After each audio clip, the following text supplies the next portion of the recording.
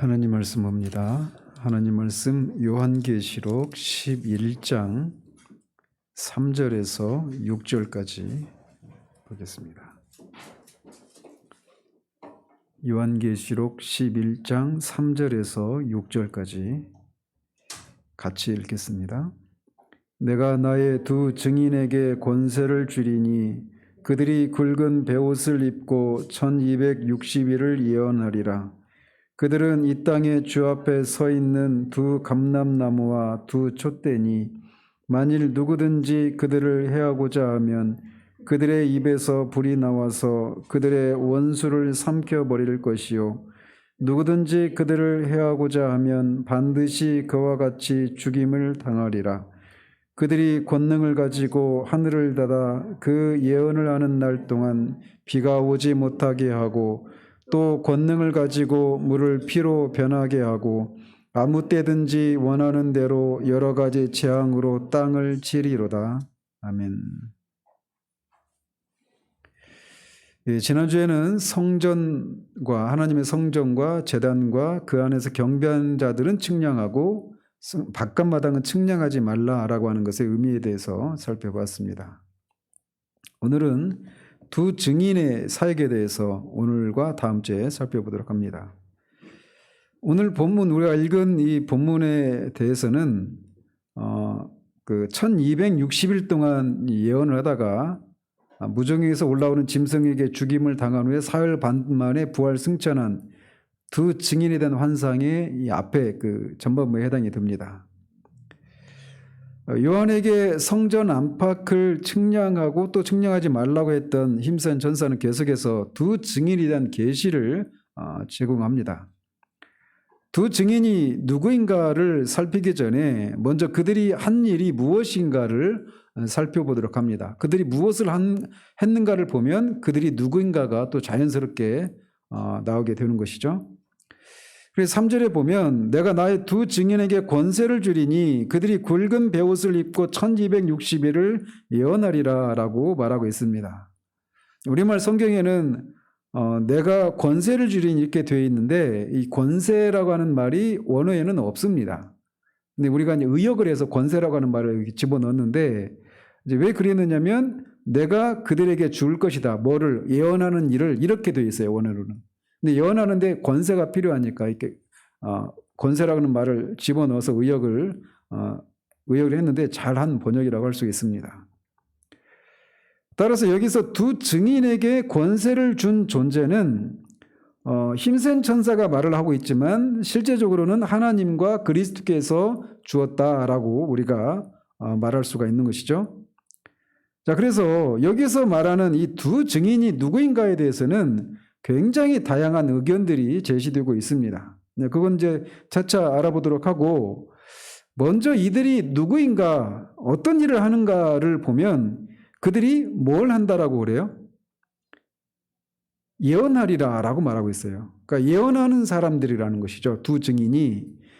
그래서 예언한다라고 하는 것은 단순히 그냥 미래에 일어날 일들을 말하는 것이라고만 생각하죠. 오늘날 신사도 운동을 하면서 그 자칭 선지자네 사도네 하는 사람들이 수없이 많은 예언들을 쏟아내죠. 2020년을 향한 2022년도 대한민국을 향한 하나님의 예언 이런 식으로 수없이 많은 예언들을 쏟아냅니다. 그들의 주 안점은 뭐냐? 앞으로 무슨 일이 일어날 것인가를 예언을 한다라고 할 때 그 앞으로 무슨 일이 일어날 것을 미리 말하는 것 이것에 주안점을 두고 그렇게 예언이라고 하는 단어를 사용하고 있는데 여기서 말하는 건 그게 아닙니다. 예언의 본 사역은 뭐냐? 하나님의 말씀을 대언하는 거예요. 하나님이 하라고 하신 말씀을 전하라고 하신 말씀을 대신 전하는 것 이게 예언이에요. 그렇기 때문에 저같이 설교하는 것도 예언 사역인 것이죠. 하나님이 하라고 하신 말씀, 기록된 말씀을 해석하고 전해주는 것 이게 예언이란 말이에요. 따라서 이들이 하는 일은 예언한 일이고 결국 하나님의 말씀을 전하는 일이고 다른 말로 말하면 복음을 전하는 일 이렇게도 말할 수가 있는 것입니다. 따라서 이 두 증인은 1차적으로 복음을 전하는 일을 하는 사람 이렇게 정의를 내릴 수가 있어요. 그런데 이들이 이렇게 예언할 때 뭘 입고 예언을 한다고 그럽니까? 굵은 베옷을 입고 예언한다라고 말하고 있어요. 그러니까 성경에 보면 베옷을 입는다라고 하는 것은 그들이 전한 메시지와 관련이 있는 것입니다. 특별히 성경에서 베옷을 입는 경우는 하나님의 말씀을 듣고 자신의 죄를 뉘우치고 회개할 때 베옷을 입고 하나님께 자신의 죄를 회개하고 하나님의 긍휼을 구하는 행위를 합니다. 그렇기 때문에 굵은 베옷을 입고 전한다라고 하는 것은 그들이 전한 메시지가 회개와 관련된 메시지를 전하는 것이다. 이렇게 결론을 내릴 수가 있는 것이죠. 그래서 다니엘서 9장 3절에 보면 내가 금식하며 베옷을 입고 죄를 덮어쓰고 주 하나님께 기도하며 간구하기를 결심하고 이렇게 말합니다. 다니엘서 9장은 다니엘이 예레미야의 이 예레미야서를 읽고 하나님이 바벨론 포로 생활에서 이스라엘 백성이 바벨론 포로 생활에서 끝날 때가 70년이 차면 그 생활이 끝난다라고 하는 그걸 듣고 자신들이 왜 바벨론의 포로로 잡혀오게 되었는가를 깨우치면서 자신들의 죄를 이렇게 회개하는 장면입니다. 다니엘서 9장이. 그래서 베옷을 입고 하나님께 자신의 죄를 자복했다 이렇게 말을 하는 거예요. 그래서 베옷을 입는 것은 회개와 관련된 것이라는 것이죠. 마찬가지로 우리 주님도 마태복음 11장 21절에서 화 있을진저 고라시나 화 있을진저 벳세다야. 이 고라신이나 벳세다는 동네 이름입니다. 그러면서 너희에게 행한 모든 권능을 두로와 시돈에서 행하였더라면, 두로와 시돈도 도시 이름이에요. 즉 그들에게 이 고라신과 벳세다라고 하는 지역에서 행했던 그런 이적을 두로와 시돈에서 행했다라면 이런 말씀인 거예요. 그랬더라면 그들이 벌써 베옷을 입고 제에 앉아 회개하였으리라 이렇게 말을 해서 베옷을 입는 것은 회개와 관련된 옷이다라고 하는 것을 직접적으로 말씀하고 있는 것이죠. 따라서 두 증인은 예언하는 사람이어서 하나님의 말씀을 전하는 사람들인데 특별히 회개를 촉구하는 메시지를 전하는 사람이다. 이렇게 또 이제 더 구체화할 수가 있는 것입니다. 그래서 하나님의 말씀을 전한다라고 할 때는 그 말씀은 먼저는 회개를 촉구하는 거예요. 그래서 세례요한도 그렇고 우리 주님도 그렇고 처음 전한 메시지가 무엇이었느냐면 회개하라 천국이 가까이 왔느니라 이렇게 회개의 선포를 하셨습니다. 오순절 사도 베드로의 설교도 회개하라고 하는 것이었고 사도 바울도 에베소에서의 3년 동안의 자신의 사역을 정리하면서 그 에베소 교회 그 장로들에게 자신이 전한 메시지를 한마디로 이렇게 정리를 합니다. 유대인과 헬라인들에게 하나님께 대한 회개와 우리 주 예수 그리스도께 대한 믿음을 증언했다. 이렇게 말을 하고 있어요. 자신이 3년 동안 에베소 교인들에게 전한 메시지가 얼마나 다양한 메시지들을 전했겠습니까? 우리가 에베소서를 보면서도 알 수 있지만 구원의 모든 도들 이런 걸 다 전했단 말이에요. 근데 그거를 두 가지로 딱 압축을 하는데 하나님께 대한 회개와 예수 그리스도에 대한 믿음이었다. 이렇게 말을 하고 있는 거예요. 이게 바로 복음의 핵심입니다. 따라서 두 증인은 이렇게 하나님의 말씀을 전하는 자다. 하나님에 대한 회개 그리고 예수 그리스도를 믿으라고 하는 회개와 믿음이라고 하는 메시지를 전한 사람이다. 이렇게 말을 하는 거예요.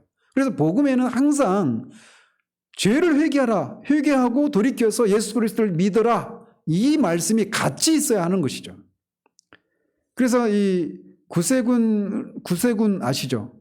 구세군을 창설했던 윌리엄 부스가 19세기 때 사람인데 20세기의 이 복음 사역의 전망을 묻는 기자에게 이렇게 대답을 합니다. 그 중에 하나가 무엇이냐면 회개 없는 구원을 강조하는 시대가 올 것이다. 이렇게 염려를 해요. 그러니까 회개 없는 구원. 예수 그리스도 하나님은 사랑이시고 예수 그리스도를 믿음으로 구원을 받는다라고 하는 복음의 한 축만 강조하는 그런 그런 구원의 설교를 하는 시대가 도래할 것을 염려하는데 저는 그런 시대가 이미 왔다라고 저는 생각을 해요. 그러니까 예수님 믿고 난 구원 받았다고 하는데 여전히 그런 죄에서 돌이키고 하나님을 섬기는 그런 것이 없는 거예요. 그래서 오늘 오전에도 제가 우리 세례 문답을 하면서도, 학습 문답하면서도 이제 죄된 삶에서 돌이켜서라고 하는 그런 걸 묻잖아요. 그런 면에서 이 두 증인이 전한 메시지는 이렇게 회개와 믿음을 회개하고 믿으라고 하는, 예수 그리스도를 믿으라고 하는 그런 내용을 전한 것이라, 그런 사람들이었다, 이렇게 말을 할 수가 있는 겁니다. 자, 그런데 이 두 증인이 그 일을 며칠 동안 한다고 그럽니까? 1260일이에요. 그래서 1260일은 지난 2절에 있었던 것처럼 2절에서는 뭐라고 했습니까? 42달이라고 그랬죠. 그 1260일 동안 이 일을 할 것이라는 거예요. 그래서 성전 바깥 마당이 이방인들에게 짓밟히는 그 기간과 동일한 기간 동안 이 메시지를 전하는 것입니다. 그런데 이제 그 세대주의자들은 이 기간을 4장부터 19장 예수님의 재림 전까지 그 기간을 7년 동안의 환란기라고 말을 합니다. 7년 환란기. 그리고 여기서 두 증인이라고 하는 사람이 이렇게 회개를 촉구하는 복음을 전하는 그 기간도 이 7년 환란기 중에 후 3년 반, 그때를 가리킨다라고 말을 합니다. 그런데 우리가 계속 살펴봤듯이 1260일은 42달이고 3년 반이에요. 한때, 두때, 반때. 근데 그때는 언제라고요? 어느 기간이라고요? 예수님의 초림부터 재림의 그 종말의 기간, 전체 기간을 말하는 거예요.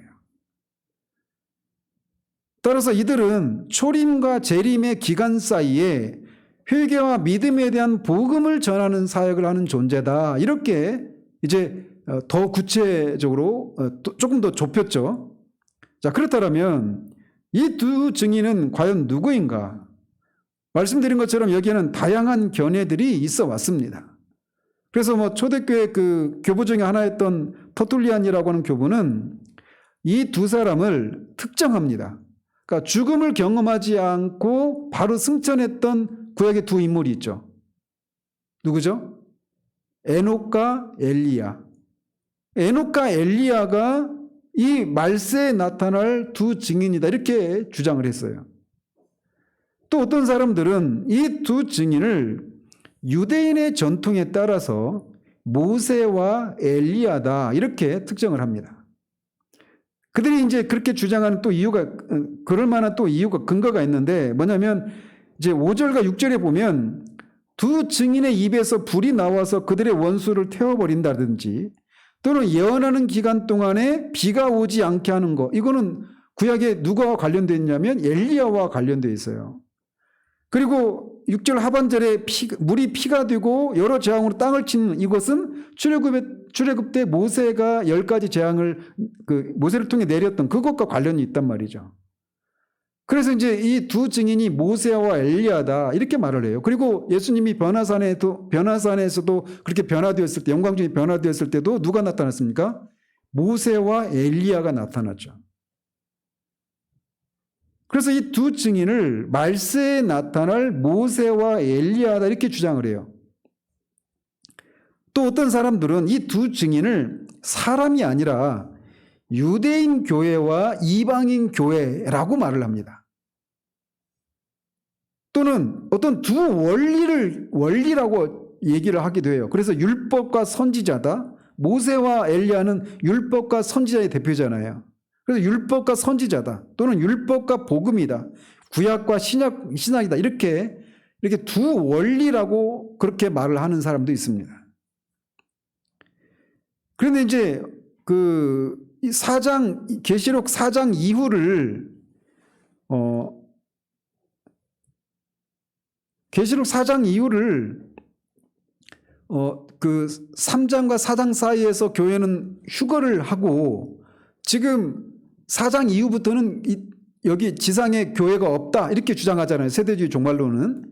그런데 그들이 주장할 때는 이 두 증인을 어떤 특정한 사람으로 특정하지는 않아도, 최소한 누구라고 그렇게 하지는 않아도 어쨌든 두 인물이라고는 말을 합니다. 그래서 이들을 통해서 남아있는 이제 이들을 통해서 유대인들이 대대적으로 회심을 해서 구원을 받고 하나님의 보호를 받는다, 이렇게 주장을 하기도 합니다.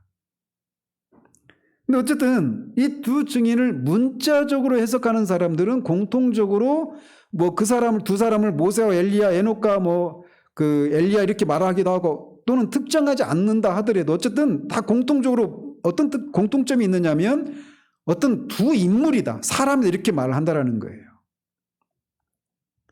그렇다면 우리 입장은 뭐냐? 그걸 보면 4절에 뭐라고 말하고 있습니까? 그들에 대해서 그들이 이 땅에 주 앞에 서 있는 두 감람나무와 두 촛대다, 이렇게 말을 하고 있어요. 자, 먼저 두 촛대에 대해서 먼저 살펴보면, 이 두 촛대는 앞에 1장, 계시록 1장 12절 또는 20절, 또 2장 1절에 교회를 뭐에 상징하고 있습니까? 촛대에 상징하고 있죠. 근데 거기서는 7촛대가 나왔죠. 그러니까 7촛대. 그래서 계시록에서는 촛대는 교회를 상징합니다. 그런데 앞에서는 7촛대라고 하고 여기서는 2촛대라고 하고 있어요. 어떤 차이가 있느냐면 7은 완전수죠. 7이라고 하는 숫자는. 7이라고 하는 숫자는 완전수로서 1차적으로는 이 편지를 받고 있는 당대에 이 소아시아에 있었던 실제 7교회를 가리킵니다. 그러면서 동시에 그 7이라고 하는 숫자가 완전수여서 지상에 존재하게 될, 혹은 모든 세대에 존재하게 될 모든 교회를 가리키는 것이기도 해요. 그런데 여기서는 2촛대라고 말을 하고 있단 말이에요. 그렇게 말하고 있는 것은 교회의 사역이 복음을 증언하는 기관이기 때문에 2촛대다, 이렇게 말을 하고 있는 겁니다. 그러니까 교회의 사역이 복음을 증거하고 선포하는, 증언하는 그런 것에 강조점을 두고 2촛대다, 이렇게 말을 하는 거예요. 이게 무슨 말이냐? 구약에서 보면 율법에서 어떤 증언이 효력을 발휘하기 위해서는 한 사람의 증언으로만 효력을 발휘할 수가 없습니다. 최소한 2명 이상의 사람들이 내가 그 사건을 목격했고 이런 일들이 있었다라고 하는 2사람 이상의 말이 있어야 돼요. 그러니까 증언으로서 효력을 발휘하려면 항상 2사람 이상이 필요합니다. 예를 들면 민수기 35장 30절에도 보면 사람을 죽인 모든 자, 곧 살인한 자는 증인들의 말을 따라서 죽일 것이나, 즉 증언에 따라서 죽인다라는 거예요. 그런데 한 증인의 증거만 따라서 죽이지 말 것이요, 이렇게 말합니다. 한 사람의 증언 가지고는 부족하다라는 거예요. 또 신명기 17장 6절에 보면 죽일 자를 2사람이나 3사람의 증언으로 죽일 것이요, 한 사람의 증언으로는 죽이지 말라, 이렇게 말을 하고 있습니다. 그래서 증언으로서 효력을 발휘하려고 하면 증인이 최소한 2명 이상이 필요한 거예요. 그래서 신약에서도 주님이 제자들을 복음을 전하도록 파송할 때 몇 명씩 보냈습니까? 2씩 짝을 지어서 보냈어요. 그래서 2이라고 하는, 이 2라고 하는 숫자는 증언의 숫자예요. 그래서 이 증인은, 두 증인은 그 회개를 촉구하는 복음을 전하는 어떤 존재인데, 증언을 하는 그런 존재인데, 촛대가 교회니까 증언을 하는 교회, 이런 의미가 있는 거예요. 그래서 이 2증인을 2촛대라고 하는 것은 증언하는 교회를 가리킨다, 이렇게 결론을 내릴 수가 있다는 것이죠. 그래서 전도하는 교회, 선교하는 사명을 가진 교회를 2촛대라고 하는 상징을 통해서 2증인, 이렇게 말을 하는 겁니다. 그러니까 2증인은 뭐다? 교회다라는 거예요. 신약의 교회, 구약의 교회가 아니라 복음을 증언하는 교회를 말하는 거예요. 그리고 또 동시에 2증인을 뭐라고 한다고요? 2감람나무, 이렇게 말을 하고 있어요. 근데 이 2감람나무의 배경이 있습니다. 어디냐면 스가랴서 4장 3절이에요. 같이 한번 읽어보죠. 그 등잔대 곁에 2감람나무가 있는데 하나는 그 기름 그릇 오른쪽에 있고 하나는 그 왼쪽에 있나이다 하고. 자, 여기는 누가 말을 하고 있는 거냐면 스가랴 선지자가 천사에게 말을 하고 있는 거예요. 근데 스가랴가 그걸 본 겁니다. 7 등잔을 가진 등잔대가 있어요. 그리고 그것과 함께 그 등잔대 좌우편에 2 감람나무가 서 있는 환상을 본 겁니다. 그러면서 스가랴가 이들이 누구인지 천사에게 묻습니다. 그러니까 이들이 누구인지 이렇게 물어요. 2 감람나무가 그 나무가 무엇인지, 이것이 무엇인지 묻지 않고 이들이 무엇인지 이렇게 물어요. 그러니까 이 2 감람나무는 어떤 인물이, 사람인 거죠. 사물이 아니라. 감람나무로 보이지만 감람나무를 상징을 통해서 대표되는 어떤 인물을 말하고 있기 때문에 이들이 누구인지 이렇게 묻는 거예요. 자, 이렇게 물으니까 14절에서 이렇게 대답합니다. 같이 읽어보죠. 이르되 이는 기름 부음 받은 자 둘이니 온 세상의 주 앞에 서 있는 자니라 하더라. 기름 부음 받은 자래요. 자, 구약에서 기름 부음 받는 자들이 있죠. 직분. 3가지 직분이 있죠. 뭐죠? 왕, 제사장, 선지자. 이 3 직분이 그 일을 하는 거예요. 그런데 스가랴서는 이제 다 읽지는 않았지만 스가랴 3장과 4장을 우리가 다 읽어보면 여기서 말하는 기름 부음 받은 2 사람이 누구냐면 제사장 여호수아 그리고 스룹바벨, 총독 스룹바벨을 가리켜요. 제사장이니까 직분을 그 기름 부음 받은 자죠. 그리고 스룹바벨은 다윗의 후손입니다. 그러니까 다윗 가문의 왕족으로서 당시는 바벨론의 포로 생활을 하고 있는 식민지였기 때문에 그 식민지로 전락한 이스라엘의 총독으로 온 거예요. 그러니까 왕이죠, 결국은. 그래서 이 2 감람나무는 여호수아와 제사장 여호수아와 총독 스룹바벨을 가리킵니다. 1차적으로. 자, 그런데 그들이 기름 부음을 받았어요. 근데 이들이 왜 여기 왔습니까? 무엇을 하기 위해서? 스가랴서는 이 바벨론의 포로 생활하다가 그 귀환한 사람들이 예루살렘에 돌아와서 일어난 일들을 기록하고 있어요.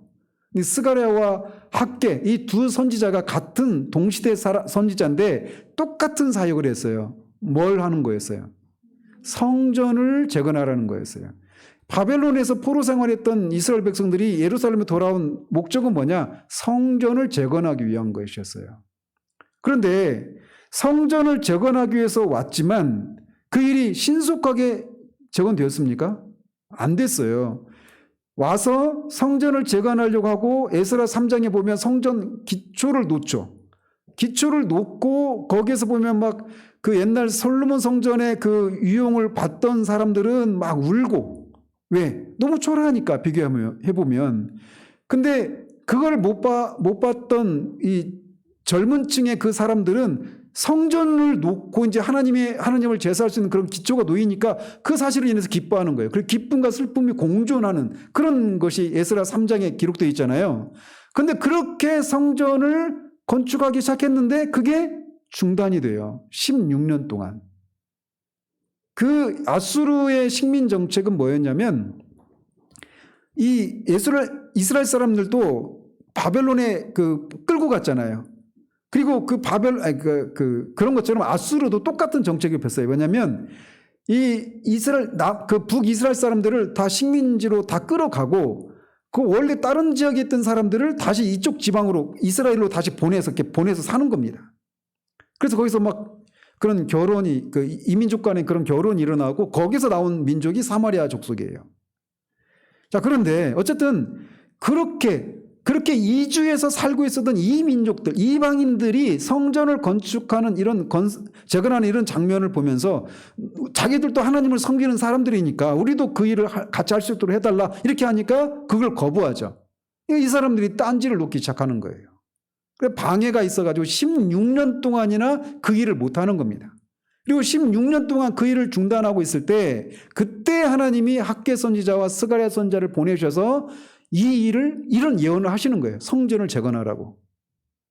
그러면서 이 성전을 재건하는 과정이 좌절되고 그 기간이 16년 동안 지속이 되니까 그 성전을 재건하기 위해 왔던 이스라엘 백성들도 지친 겁니다. 그리고 다 자기 살 것만 챙기는 거예요. 학개서에서 우리가 살펴봤지만 자기 집은 막 완벽한 집으로 짓고 성전은 전혀 재건이 진척되지 않는 그것을 책망하시잖아요. 그죠? 자, 그런 것처럼 그래서 성전을 스룹바벨과 여호수아를 통해서 성전을 재건할 것이다라고 하는 약속을 해주시는 거예요. 하나님께서 선지자를 통해서.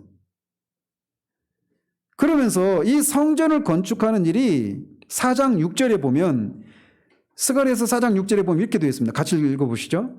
이는 힘으로 되지 아니하며 능력으로 되지 아니하고 오직 나의 영으로 되느니라 라고 말합니다. 또 4장 9절에 보면 뭐라고 되어 있어요? 스룹바벨의 손이 이 성전의 기초를 놓았은즉 그의 손이 또한 그 일을 마치리라 하셨나니. 자, 이 말씀을 통해서 결국 뭘 말하고 있는 거예요? 성전 기초를 놓았죠. 스룹바벨이 와서 처음에. 근데 그게 중단되었단 말이에요. 그리고 방해로 중단되었는데 그 일은 사람의 능력으로 안 된다라는 거예요. 어떻게 된다라는 겁니까? 뭐의 능력으로? 오직 나의 영으로, 즉 성령의 능력으로만 성전을 건설하는 일이, 재건하는 일이 가능하다라고 하는 거예요. 그래서 그 스룹바벨과 여호수아에게 하나님께서 성령을 부어주셔서 성전을 재건하는 일이 반드시 이루어질 것이다, 이렇게 약속을 하고 있는 거예요. 스가랴서 4장의 문맥이. 그래서 두 감람나무는 누구다? 1차적으로는 스룹바벨과 여호수아예요. 근데 그들이 성전을 재건하는 일을 해야 되는데 누구의 능력으로만 된다? 성령의 능력으로만 된다라는 거예요. 근데 그 두 감람나무가 요한계시록에서는 뭐라고 한다고요? 두 감람나무가 누구예요?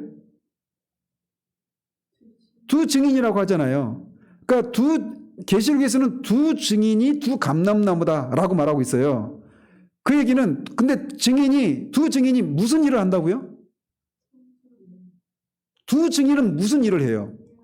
예언을 하는 일을 하는 거예요. 복음을 전하는 일을 하는 거예요. 자신의 죄를 회개하고 하나님께 돌아와서 예수 그리스도를 믿고 구원을 받으라, 이런 말씀을 전하는 일을 하는 거예요. 두 증인은. 근데 그 일을 하는 증언의 강조점을 둘 때는 두 촛대 이렇게 말을 하고, 또 그것을 할 때 뭐의 능력으로만 가능하다?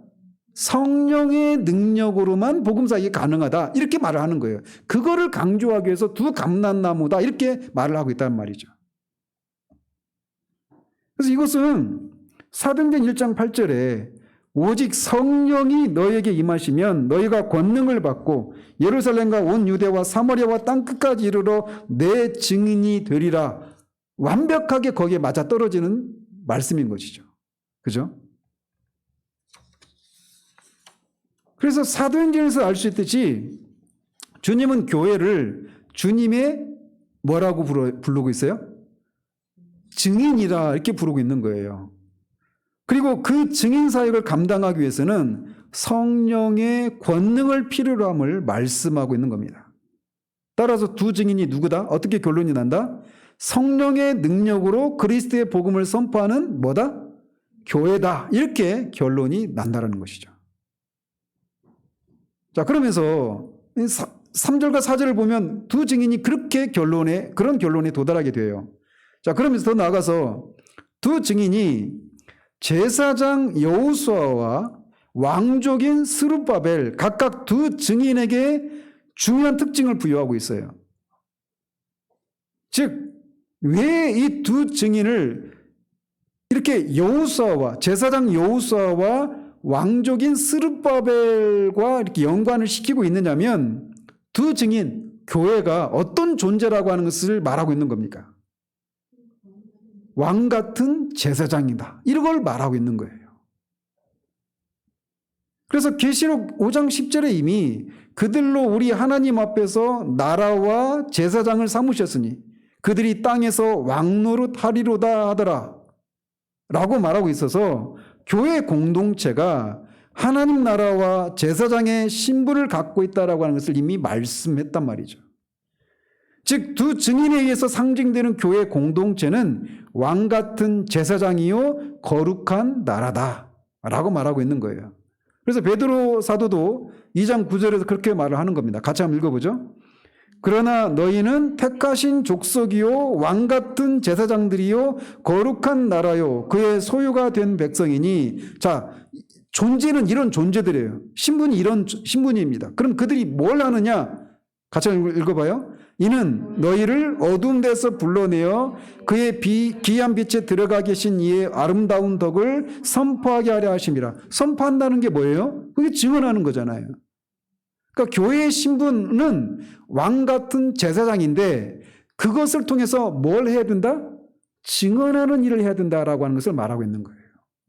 그래서 두 증인을 증언에 초점을 두고 두 촛대, 그리고 그 능력을 필요로 하니까 두 감람나무라고 말하고, 두 감람나무는 스가랴에서 제사장이 여호수아와 총독 왕족 출신인 총독 스룹바벨을 가리켜서 이걸 다 종합하면 두 증인은 그런 존재란 거예요. 왕 같은 제사장으로서 성령의 능력을 힘입어서 그리스도의 복음을 전하는 교회, 이렇게 결론을 내릴 수 있는 겁니다.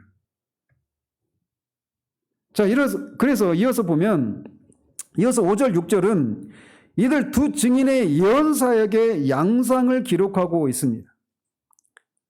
그런데 그것은 요한이 앞에 이미 그 10장 11절에서 네가 다시 예언하여야 하리라 이렇게 그런 사명을 받았잖아요. 그때 받았을 때 어떤 걸 하면서 그렇게 말을 했죠? 뭘 하라고 하면서?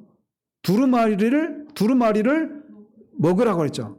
그래서 먹을 때 어떻게 됐어요? 입에는 달고 배에는 썼어요. 자, 그런 것처럼 이 두 증인, 즉 성령의 능력을, 왕 같은 제사장으로서 성령의 능력을 힘입어서 그리스도의 복음을 증언하는 이 일을 할 때 그들의 사역의 양상이 두루마리를 먹었을 때 입에는 달고 배에는 썼던 것처럼 복음 사역의 양상도 쓴 면과 단면이 있다. 이 양면성이 있다라고 하는 것을 이들의 사역의 양상을 통해 보여주고 있는 겁니다. 계속 연관되어 있는 거예요. 자, 그리고 이것은 또 앞에 이미 봤죠. 11장 1절 2절에서 보면 성전과 제단과 그 안에 경배하는 자들은 측량하고 이걸 통해서 단면을 단 거, 스윗한 거, 그 면을 강조하고 있는 거죠. 근데 바깥마당은 이방인에게 내어준다. 이것은 쓴 측면을 말하고 있는 거잖아요. 그래서 두 증인의 사역 역시 그 단 것과 쓴 것, 이 양면이 같이 공존을 합니다. 그래서 5절, 6절 한번 같이 한번 읽어보죠. 만일 누구든지 그들을 해하고자 하면 그들의 입에서 불이 나와서 그들의 원수를 삼켜버릴 것이요. 누구든지 그들을 해하고자 하면 반드시 그와 같이 죽임을 당하리라. 그들이 권능을 가지고 하늘을 닫아 예언을 하는 날 동안 비가 오지 못하게 하고 또 권능을 가지고 물을 피로 변하게 하고 아무 때든지 원하는 대로 여러 가지 재앙으로 땅을 치리로다. 자, 그래서 먼저 보면 5절과 6절 상반절은 구약의 엘리야 선지자의 사역과 관련이 있는 겁니다. 그래서 5절에 보면 누구든지 그들을 해하고자 하면 그들의 입에서 불이 나와서 그들의 원수를 삼켜버리고 죽임을 당할 것이다 이렇게 말을 하는데, 이게 정확하게 열왕기하 1장을 배경으로 하고 있어요. 열왕기하 1장에 보면 이 북이스라엘에서 가장 악한 왕이 누굽니까? 아합이었어요. 아합. 그리고 그 아합의 뒤를 이은 왕이 그 아들 아하시아였는데, 이 아하시아가 다락 난간에서 떨어집니다. 그래서 병이 들었는데 그 병이 들은 것을 가지고 자신의 병이 낫겠는지를 묻기 위해서 에그론의 바알세붑에게 물으라고 그 신하들을 보냅니다.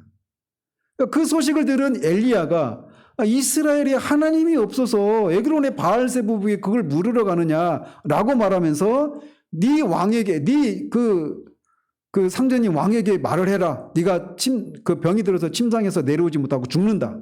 그러니까 아하시아가 화가 나겠어요? 기쁘겠어요? 화가 나죠. 그러니까 결국 뭐예요? 그게 회개하라는 거잖아요. 그러니까 회개의 메시지를 들 때 사람들이 아이고 감사합니다. 이런 사람은 없어요. 그러니까 그를 해하려고 하죠. 아하시아가. 그래서 엘리야를 죽이려고 합니다. 그래서 3번에 걸쳐서 50부장을 3명의 50부장과 50명의 군인들 딸려보내서 3번을 보냅니다. 근데 2번을 보낼 때마다 어떻게 말을 했냐. 엘리야가 자기를 잡아서 이제 왕에게 끌고 가서 죽이려고 하니까 엘리야가 내가 하나님의 사람이거든 하늘에서 불이 내려서 이 사람들을 죽일 것이다 이렇게 하니까 진짜 하늘에서 불이 내려와서 다 죽습니다. 이런 일이 2번 일어나요. 근데 3번째는 하나님 앞에 제가 이름이 생각이 안 나는데 50부장은 자신이 선지자들을 숨긴 거 이런 거 다 기억하지 않느냐 하면서 이제 긍휼을 구하죠. 그래서 그는 이제 죽지 않습니다. 근데 어쨌든 그것을 배경을 하고 있는 거예요. 그런데 여기서는 엘리야 때는 불이 어디서 나왔어요?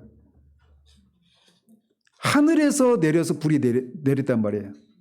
그랬는데 여기서는 입에서 나와요, 불이. 왜 그럴까요? 한번 유추를 해보십시오. 이 사람들은 뭐 하는 사람들이에요? 증언하는 거예요. 뭘로? 입으로. 그죠? 그러니까 입에서 불이 나온다 이렇게 말을 하는 겁니다. 계속해서 그 증언에 초점을 두고 있으니까. 그리고 또 6절 상반절에 보면 그들이 권능을 가지고 하늘을 닫아 예언하는 날 동안 즉 1260일이죠. 그동안 비가 오지 못하게 할 것이다 이렇게 말을 했어요. 근데 이것도 엘리야의 사역과 연관되어 있습니다. 이거는 이 아하시아, 아까 방금 전에 불이 내려온 것은 아하시아 왕 때라고 했잖아요. 근데 아하시아의 아버지가 누구라고요? 아합이에요. 아합 왕 때 일인데 이 아합 왕 때 바알 숭배로 인해서 3년 동안 비가 내리지 않기를 엘리야가 구하니까 비가 오지 않습니다. 그것과 관련된 거예요. 그래서 이 2가지 사건, 하늘에서 불이 내려오고 그러니까 이제 2 증인의 사역으로 돌아와서 말을 하면 그들의 입에서 불이 나오고 그를 해하고자 하는 자들을 입에서 불이 나와서 그들을 죽이는 것과 그들이 예언하는 동안 비가 오지 않게 되는 이것은 결국 뭘 말하고 있는 거냐면 이스라엘의 아하시아와 아합 때 우상 숭배를 한 것에 대해서 하나님이 심판을 내리시는 거잖아요. 그걸 통해서.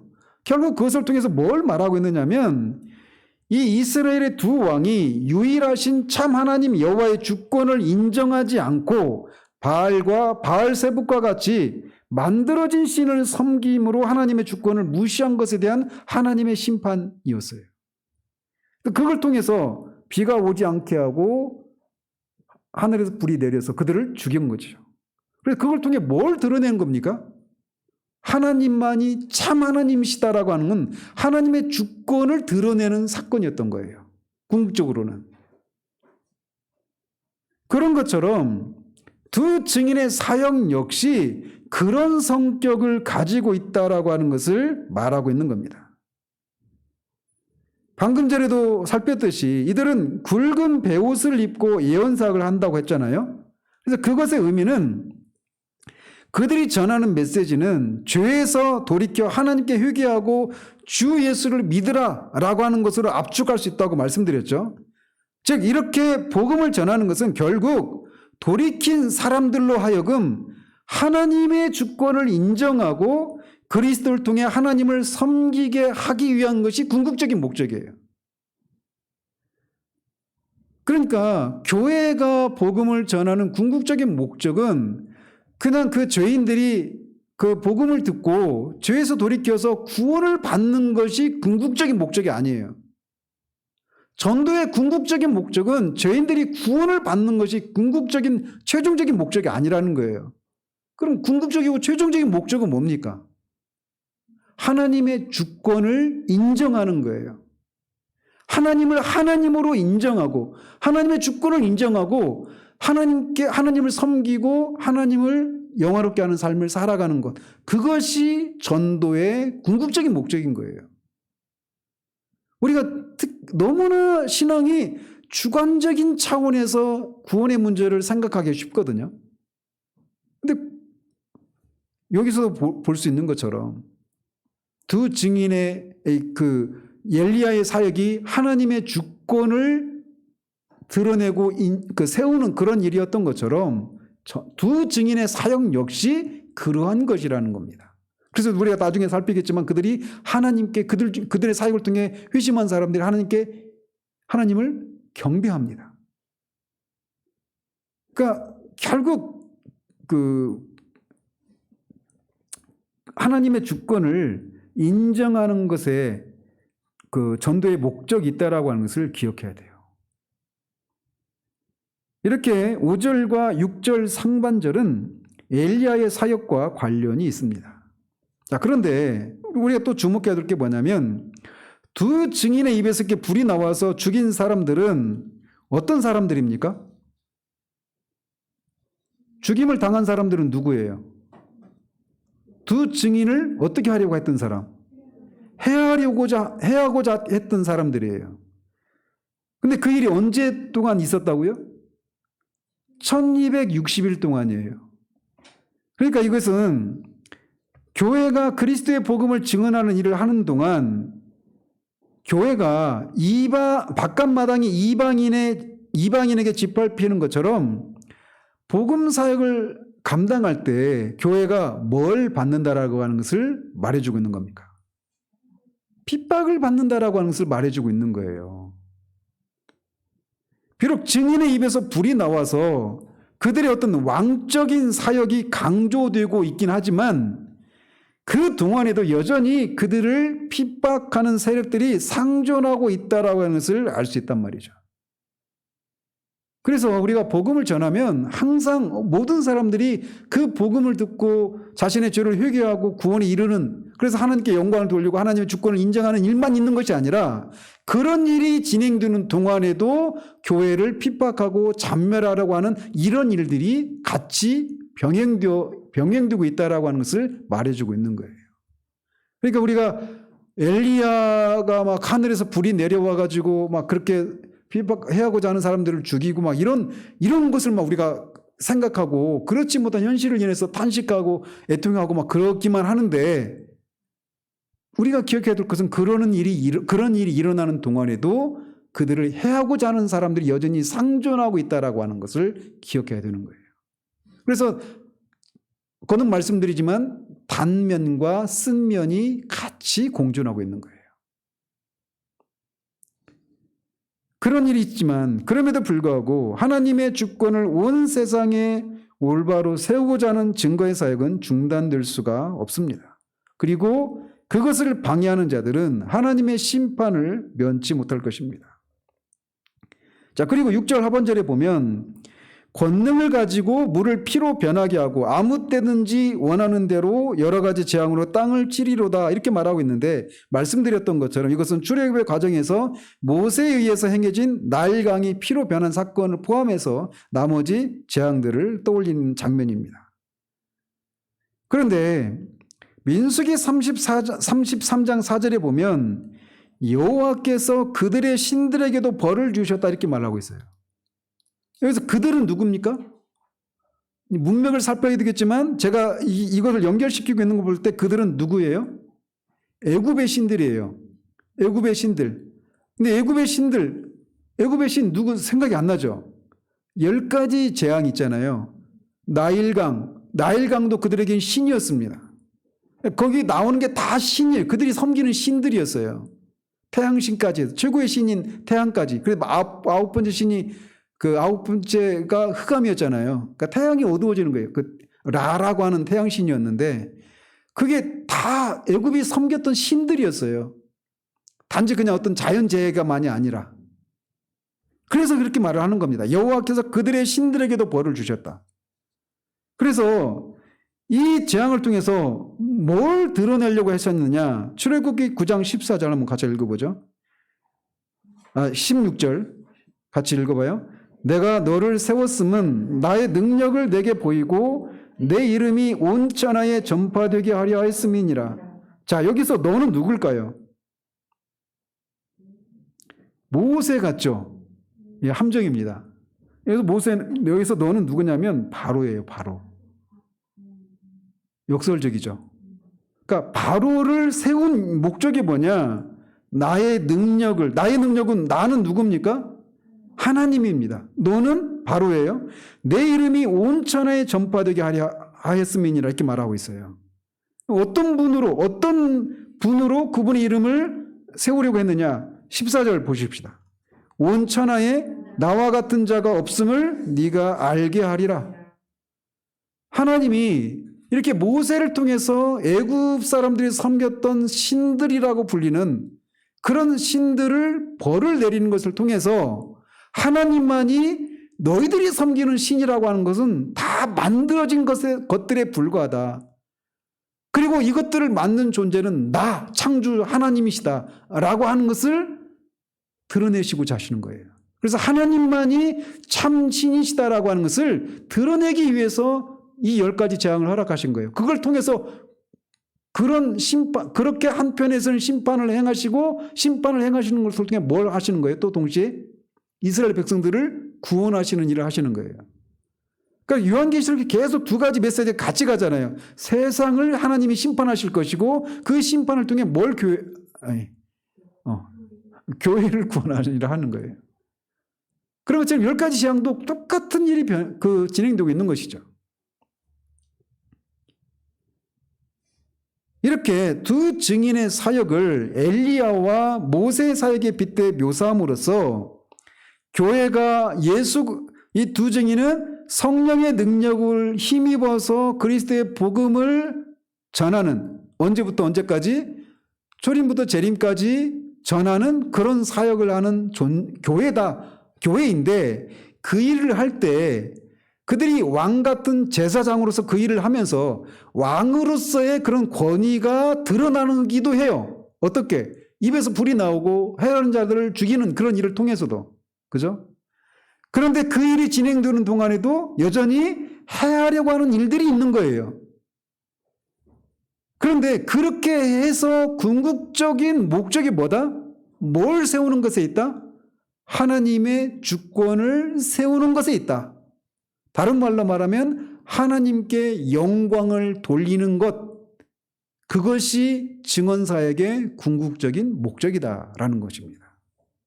그렇기 때문에 우리가 전도를 해야 할 이유가, 그리고 그것을 멈추지 말아야 할 이유가 여기 있는 거예요. 그 사람들이 구원을 받기 위해서만이 아니라 왜 전도를 하는 거예요? 왜 복음을 전하는 거예요? 복음사의 궁극적인 목적이 뭐라고요? 하나님의 주권을 세우는 거예요. 하나님이 하나님이심을. 그래서 이 세상에 존재하는 신이라고 불리는 수많은 존재들이 있고 주라고 불리는 수많은 존재들이 있지만 그것들은 없었던 적이 있었던, 다 만들어진 것들이고 심지어는 관념에 불과한 허상에 불과하지만 하나님만은 참 하나님이시고 사람들이 신이라고 불리는 그 모든 것들을 만드신 창조주 하나님이시고 그들을 없애기도 하시고 있게도 하시는 그런 분이시다, 참 신이시다라고 하는 것을 드러내게 하는 거예요. 드러내서 그 사람들로 하여금 그런 하나님이 아닌 다른 것들을 섬기는 것을 회개하고 하나님께 돌아와서 하나님께만 영광을 돌리는 그 일을 위해서 전도를 해야 되는 거예요. 그러니까 사람이 구원을 받는 것이 먼저가 아니라 뭐가 먼저예요? 하나님의 영광이 드러나는 거예요. 하나님이 하나님으로 인정받는 것이 있어야 되는 거예요. 그러니까 전도를 해야 될 이유가 바로 거기에 있는 거예요. 전도를 멈추지 말아야 할 이유가 거기에 있는 거예요.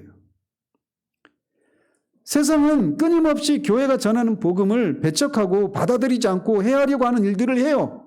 그럼에도 불구하고 멈추지 못하는 이유가 뭐냐? 하나님이 자신의 영광을 포기할 수 없는 것과 같은 이유라는 거예요.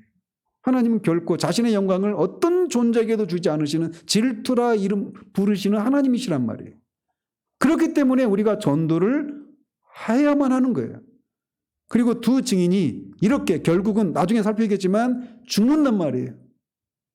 그럼에도 불구하고 그걸 멈추지 않아요. 그리고 이런 일이 있을 것이라고 하는 것을 요한에게 알려주잖아요.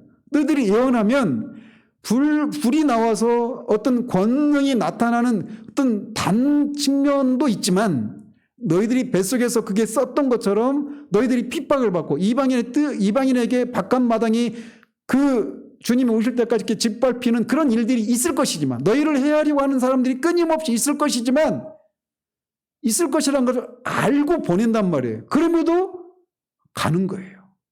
왜? 하나님의 영광 때문에.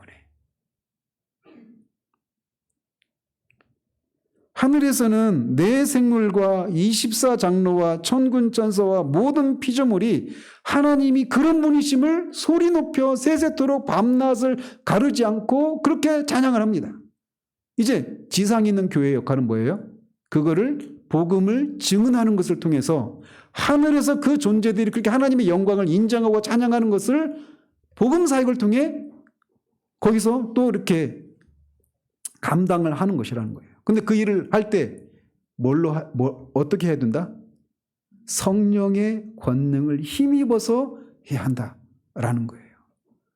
두 증인이 이 사역과 사기의 특징과 두 증인을 두 감람나무, 두 촛대라고 부르는 그것이 의미하는 바들이에요. 이만희가 두 증인이다 이렇게 말을 하는데 다 헛소리입니다. 교회가 존재하는 이유는 바로 그거예요. 하나님이 사람을 위해서 있는 것이 아니라 사람이 하나님을 위해서 있는 겁니다. 여기에 우리가 아멘이 안 된다면 우리의 신앙을, 우리의 구원을 우리는 점검해 봐야 돼요. 두 증인은 우리에게 그걸 말해줍니다. 기도하겠습니다. 하나님 아버지, 두 증인이 누구인가를 우리가 살피기 시작했습니다. 그들을 두 감람나무 또 두 촛대라고 말을 하고 있는 것이 결국은 그들이 성령의 권능을 힘입어서 그리스도의 복음을 증거하는 교회라고 하는 것을 말해주고 있고 또 그들이 왕 같은 제사장으로서 그 일을 행할 때 왕적인 그런 측면이 나타나서 교회의 권능이 드러난 일도 있지만 그런 일이 일어나는 동시에 또 그런 동안에도 그렇게 교회 복음 사역을 해치는 그런 일들이 있다라고 하는 것을 살폈습니다. 그럼에도 불구하고 그것을 멈출 수 없는 것은 그 복음 사역을 통해 하나님이 하나님으로 인정받는 일이 반드시 있어야 하기에 하나님 자신의 영광을 그 어느 누구에게도 주시지 않는 그런 영광이 하나님이시기에 그것을 하나님이 결코 포기하지 않으시는 것처럼 교회도 복음 전도를 통해서 하나님의 영광을 드러내고 인정받는 것을 봐야만 하기 때문에 핍박에도 불구하고 끝까지 그 일을 감당해야 함을 우리가 다시 살폈습니다. 우리가 바로 그런 존재들임을 다시금 기억하고 주님의 영광을 위해서 복음을 전하는 일들에 지치지 않는 우리들 될 수 있도록 도우시기를 원합니다. 예수 그리스도 이름으로 기도합니다. 아멘.